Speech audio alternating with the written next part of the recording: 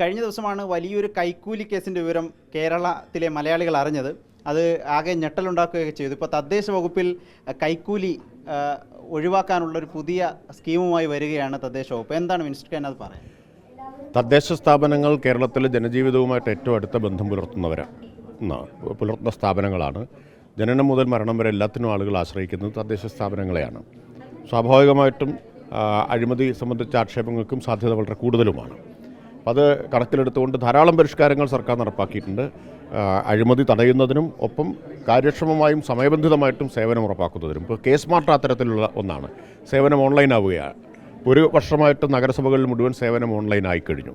ഈ ഏപ്രിൽ 10 മുതൽ കേരളത്തിലെ മുഴുവൻ തദ്ദേശ സ്ഥാപനങ്ങളിലും സേവനം ഓൺലൈൻ ആവുന്നു. പിന്നെ തദ്ദേശ സ്ഥാപനങ്ങളിലൊരു സേവനം ലഭ്യമാവാൻ അവിടെ പോകണമെന്നില്ല. കയ്യിലൊരു സ്മാർട്ട് ഫോൺ ഉണ്ടെങ്കിൽ ലോകത്തെവിടെ ഇരുന്നും കേരളത്തിലെ ഏത് തദ്ദേശ സ്ഥാപനത്തിലെയും സേവനം ലഭ്യമാവും. ഏത് ഉദ്യോഗസ്ഥനൊന്നും പോലും അറിയണ്ട.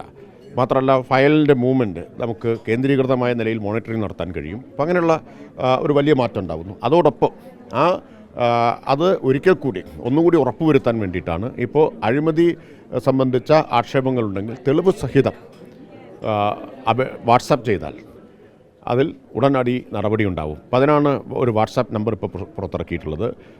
807-806-6060 എല്ലാവരും മനസ്സിൽ വെച്ചിരിക്കുക. ഒന്നുകൂടി 807-806-6060 ഈ വാട്സപ്പ് നമ്പറിലേക്ക് കേരളത്തിൽ ഏതെങ്കിലും ഒരു പഞ്ചായത്തിലോ മുനിസിപ്പാലിറ്റിയിലോ കോർപ്പറേഷനിലോ ആരെങ്കിലും നിങ്ങളോട് ഒരു സേവനത്തിന് പണം ചോദിക്കുകയോ സേവനം അന്യായമായി വൈകിപ്പിക്കുകയോ ഒക്കെ ചെയ്യുന്ന പരാതി ഉണ്ടെങ്കിൽ ഇതിലേക്ക് അയക്കാം. അത്ര സുതാര്യമായി വകുപ്പ് പോവുകയാണ്. തീർച്ചയായിട്ടും. ഏതായാലും അത് നല്ലൊരു ആശയമാണ്. കാരണം ഏതെങ്കിലും രൂപത്തിൽ തദ്ദേശ വകുപ്പുമായി ബന്ധപ്പെട്ട് എന്തെങ്കിലും തരത്തിലുള്ള കൈക്കൂലി കേസുകൾ ഉണ്ടെങ്കിൽ അതിൻ്റെ തെളിവ് സഹിതം ഈ നമ്പറിലേക്ക് അയച്ചു കൊടുത്താൽ മതി. കൃത്യമായ നടപടി രഹസ്യ സ്വഭാവത്തോടുകൂടി ഉണ്ടാകും എന്നാണ് മന്ത്രി മലയാളികൾക്ക് ഉറപ്പ് നൽകുന്നത്. വീഡിയോ ജേർണലിസ്റ്റ് വിഷ്ണുവിനൊപ്പം reporter Adil Palode, in reporter, Thiruvananthapuram.